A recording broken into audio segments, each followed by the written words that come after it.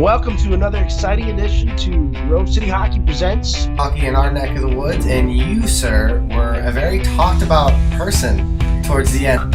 I'm a fifth-year senior, kind of. Well, it's my sixth year of college. Hey guys, we want to say thank you to our sponsor, Cutshield, for bringing you this episode. Make sure you check them out on the link below and use the promo code for 25% off your order. Used by all 32 NHL teams and players, Cutshield is the premier protective player clothing designed by players for players. Their innovative cut-resistant clothing has prevented serious injury to numerous players, including over 30 NHL players. Cutshield gives you the peace of mind to go out and play without worrying about injury. Use our promo code Grove City Hockey, all lowercase and no space, for an additional 25% off your order today.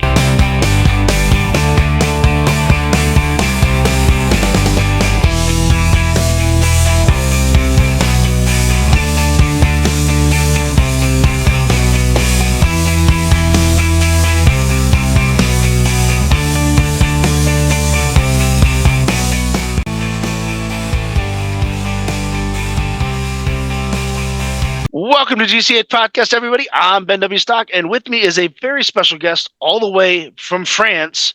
We have Jesse Lowell. How are we doing today, Jesse? I'm good. How you doing? Living the dream. So you're in France. You're in, where exactly in France are you? I'm on the southeast side. It's about 30 minutes from Geneva, Switzerland, so it's a really nice area. That's awesome. And right now you're playing for Annecy in the French league, right? If I'm not mistaken? Yeah, you got it.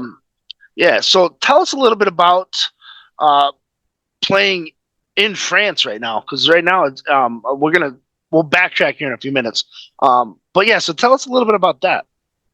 Yeah, it's been a great experience so far. This is my first year professionally, so that has come with its adjustments. Not only on the hockey side, but also living in like a brand new country. But I have nothing but great things to say. My teammates are great.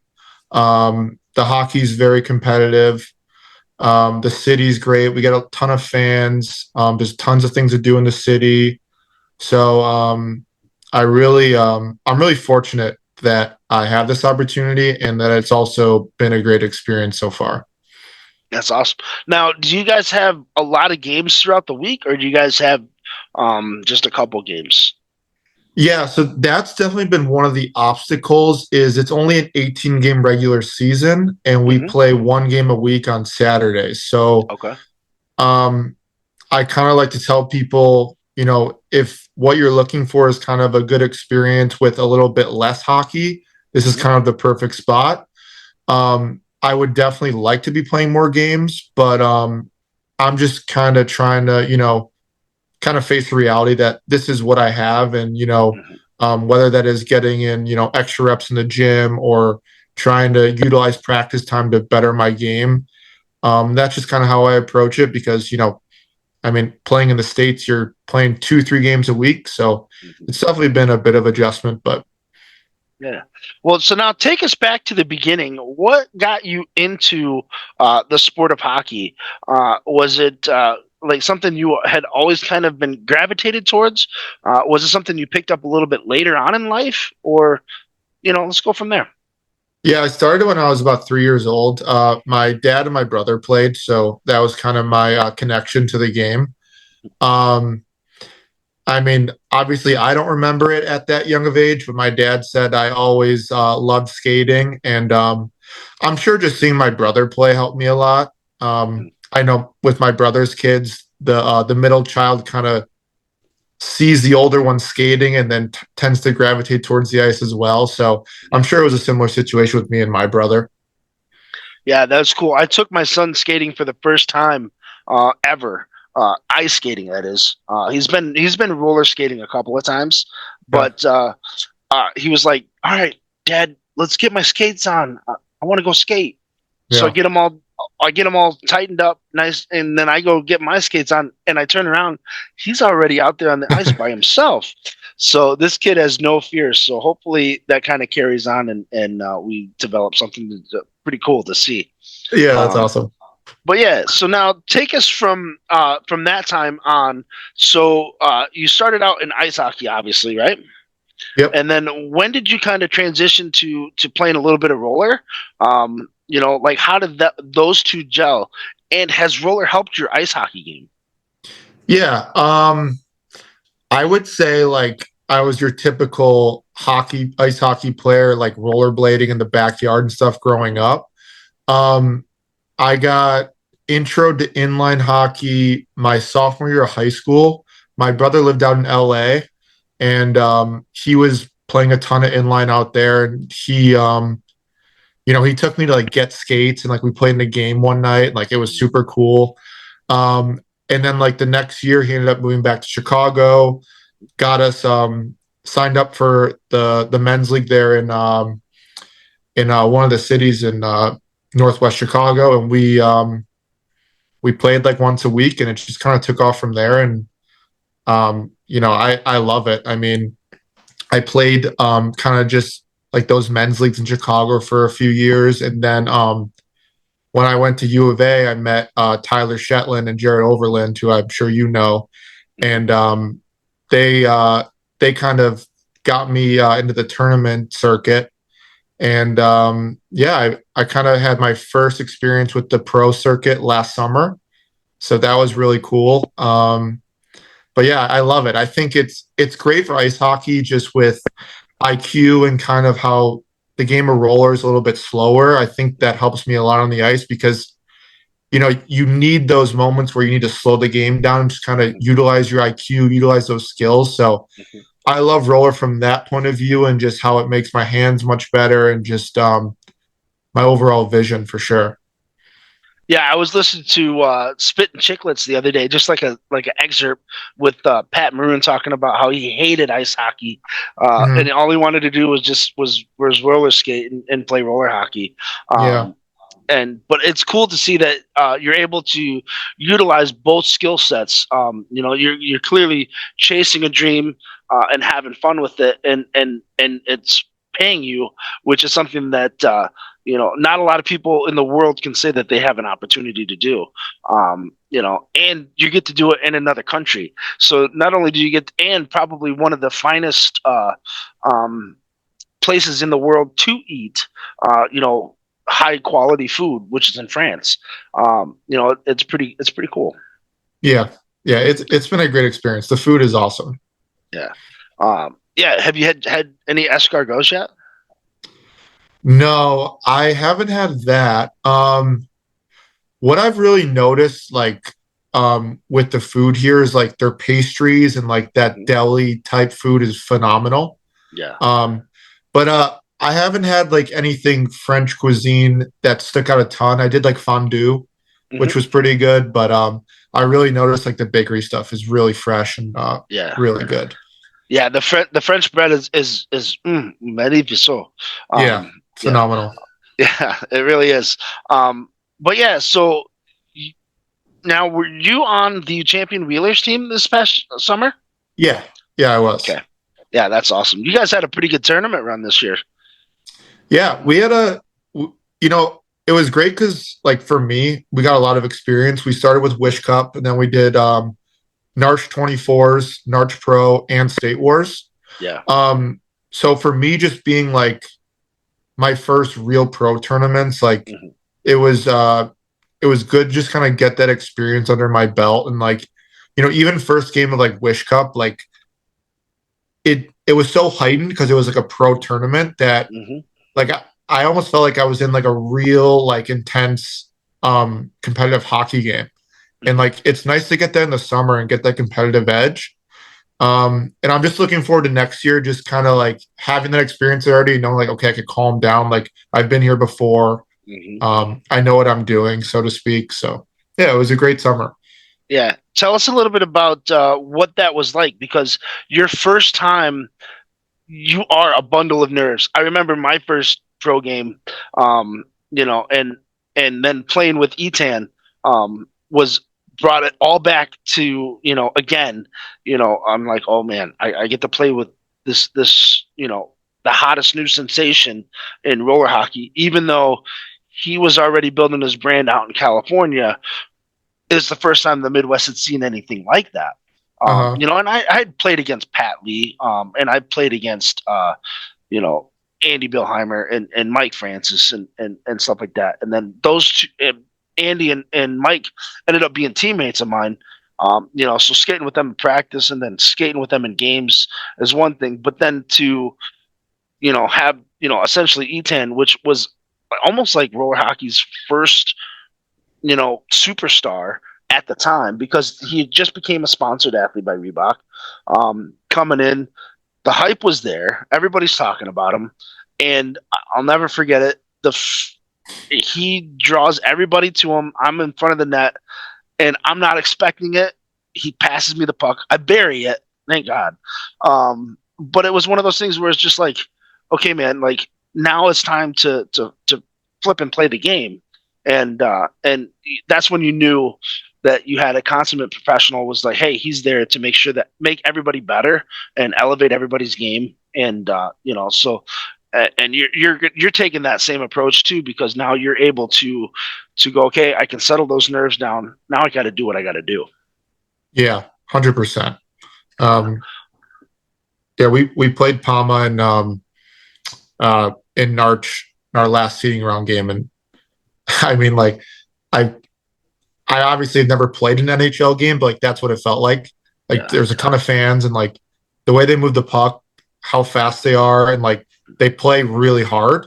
Like it was wild. It was a cool experience. They slaughtered us in like 10 minutes, like 6-0 quick, but it was cool to see. And Etan was an unbelievable player. Like I remember sitting on the bench and seeing some of the moves he made. And it's just like, geez, unbelievable. And the crazy thing is that he's like 30. I think he's 37. Yeah. So he's on the upper echelon of, you know, like he could be playing for Team USA Masters, you know, and stuff like that. And I mean, when I played with him, he was just, I think he was, you know, maybe 21, maybe 22. You know, so I mean, it's crazy that you know, that type of skill that he had then, and then to where he's at now. It's just, and then just watching his career, you know, it's just insane. Yeah, it's very cool. Yeah. So Wish Cup, you guys did fairly well at the Wish Cup, if I'm not mistaken. Yeah. We lost in the semis, I believe.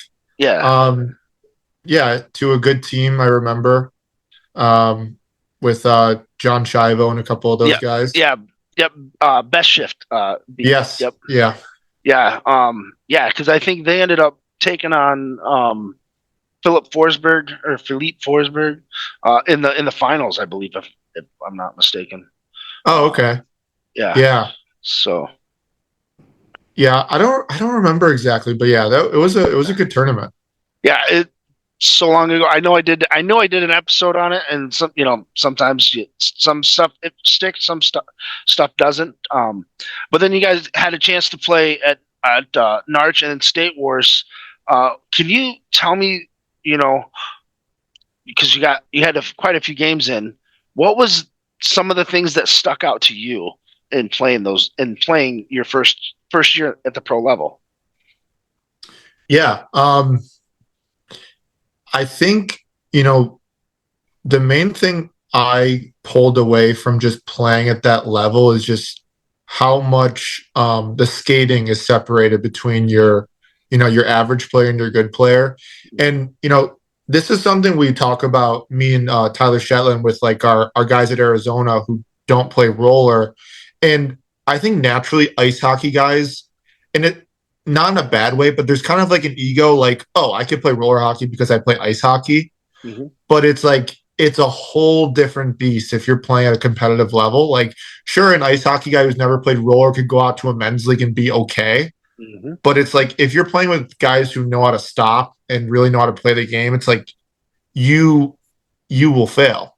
It's a whole different sport. So I think just, you know, continue to work on my skating has helped me a lot. But that was, I would say, the main thing I pulled is just like how good some of these guys are at skating. And, you know, I mean, they'll wheel run the net full speed and then just hit the brakes. And it's like there were times where, I didn't have the ability to hit the brakes that quickly. And they would beat me pretty easily. So just going through that progression of continuing to get better at my skating has been cool. And like, starting to figure out and kind of have that confidence to stop in certain situations has been, like really cool to see. Yeah. Now, I know you're playing professional ice hockey over there. Are you able to check out some of the pro inline games that are, because France has one of the best inline professional leagues in the world over there. Have you had a chance to take in a couple of their games? After your games, or because I think they play Friday, Saturday, or something like that. Yeah, so I inquired about playing in that league. Unfortunately, just couldn't work out because it's called League Elite. They play Saturdays, and we play Saturdays, so it just wouldn't work out. And then I was potentially going to play in the second league, which is called N1, I believe. The team was in Paris, which is about a 5-hour train ride. So like I would have to play Saturdays and then train up Sundays, and it didn't really align. But my line mate actually in Annecy plays on I don't want to say the name wrong, but it's Villeneuve. Villeneuve. Villeneuve. Villeneuve. Yeah. So they won the championship last year, and he's one of their better players. He plays on the French national team as well. But I haven't seen a game yet. I have a buddy from the States who plays on Valence, which is about an hour and a half away from us. But I see the highlights and stuff, and I wish I could play. I think it would be a really cool experience to play ice and roller at the same time. I know Annecy's got a lower level team, but I haven't made it out to, even on the tile to practice or anything. I have my rollerblades, but I haven't gotten out there yet, unfortunately. Yeah, no, I mean, it's one of those things where you had the opportunity. I think you only have like two or three games left before playoffs, right? Yeah. So I mean, you never know. That's why you brought the skates, which is cool. Yeah, exactly. But yeah, we actually had the Villeneuve goalie on, Daniel Brayback. Okay. So cool. Yeah, he was a phenomenal guy, and I love talking shop with him. And I think he was one of the first international superstars that I've had a chance to talk to outside of Jakob Bernard, as well, and both played for the Czechia national team. So cool. Very cool. I mean, when you have one of the best goaltenders in the world, willing to sit down and chat with you for a few minutes, you take it. I still can't get that. Yeah, I still can't get Troy Redmond on, but answer Troy if you ever get a chance. Look at your messages. But yeah. But no, I think it's cool. You'll have to hook me up with your buddy's name and info, and I'll reach out to him, because that's pretty cool. Of course. I don't know if I had a chance to talk to anybody from the French national team. Maybe I did. Could be. I know I had one from the Italian national team. Okay. But I mean, these last couple of weeks, dealing with sickness and kids fighting and all this other stuff, I haven't had a chance to be focused on this. So on the pod, but so now what are you looking forward most for this coming season, with the roller season? Obviously you guys are coming back, putting a team in the pro division. Are you guys going to do all three tournaments, the tours, or are you going to just start out the Wish Cup again? Yeah, so I was actually talking with the guys the other day. It's just Tyler Shetland and Jared Overland kind of handle the logistics with Champion. So I think it's still in the works. Those guys talking with Champion and seeing, what tournaments we're going to do, funding, all that stuff. But I think we're probably going to do Wish Cup for sure, Narcs for sure. And then I don't know about tours and State Wars, but did State Wars last year. That was a good experience. But I loved Wish Cup. It was really fun being in Nashville and being with the guys. It's just the cool thing I love about roller is just, I mean, aside from having that competitive edge in the off season, is just all the travel you can do. Like I got to go to Nashville for a weekend with my friends. I was in California for a week and a half. Like that was amazing. And then St. Louis is close to home. I'm from Chicago, so nothing really new for me there. But still, just again, like being with the guys and hanging out, playing hockey is always great. Yeah, and I think Tours is in St. Louis this year too. Oh, is it? Okay. Yeah, if I'm not mistaken, but I could be wrong. But yeah, maybe I'm not sure. Yeah. Like I said, it's all jumbled up here in this brain somewhere, but who knows? But yeah, so now, tell me some of your favorite moments from this past season, but then also throw in some favorite moments from your current ice season, because this is your first time playing. How did it take you long to adjust to your line mates? Or, because again, you guys are practicing a few times a week, but then you have your games on Saturday. You really don't have a whole lot of room for, a margin for error here. You got to play hard every shift. So tell us a little bit about that as well. Yeah. In terms of roller, favorite moment or experience, Wish Cup overall was great. Just, first pro tournament, being in Nashville, going out with the guys was super fun. And then not really pro, but I loved Narch 24s. Mm-hmm. I just thought as like a new pro guy, obviously pro is very tough for me. Like mm-hmm. I struggle a bit, because it's a lot of really good skaters and the pace is quick. So I think, I'm not a super experienced roller guy, but I would say I'm middle of the pack. So 24s is kind of like my bread and butter. I felt like, I would say I was able to settle in and like really have fun with that. So that was a great experience and super fun playing against like Skittles and stuff like that. Mm-hmm. And then ice hockey wise, I think just, going to these different places and seeing, like these fan bases and like how much passion there is super cool. It's just another leg of getting to travel and seeing different places of France is really cool. And yeah, I try not to get, caught up in it. Cause like when I talk to people about where I'm at, they're like, that's unbelievable. You're playing hockey in France. What a great experience. So I kind of just try and take it day by day and like soak it all in. And, I get different experiences every day. So it's super unique and, cool to embrace. Yeah, I know that was one of the things for me when I was in Africa, is that I tried not to turn anybody down. If they were like, hey, come on out to the farm for the weekend, you got it, I'm there.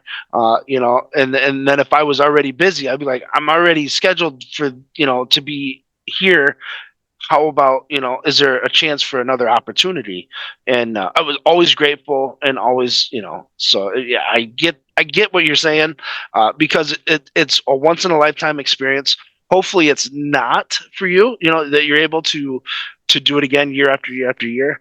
And like you said, with roller, every year, these big tournaments are going, to a different city. I think Narch is going back out to California again. But yeah, so I think somebody's coming to Detroit this coming year too, I think, if I'm not mistaken. I think State Wars in Detroit this year. Okay, yeah, cool. Yeah. So that's just right down the road from me. So hopefully I'm able to make it out there and check it out. So I'm looking forward to it, just because I love watching, roller hockey and at the pro level. And I need to start paying attention to the platinum division, because those guys, and are starting to come up and, into make their way into the pro division as well. So need to start keeping an eye on the young up and comers like yourself. Yeah, absolutely. So cool. Well, man, that's going to do it for this episode of GCH Podcast. I'm Ben W. Stock. That's Jesse Lowell. You got a couple more games left in Annecy, France. I cannot wait to see how you guys do. I'm looking forward to it, and best of luck, man. Yeah, thank you for having me, Ben. I appreciate it. All right, brother. We'll talk to you soon. Okay, take care.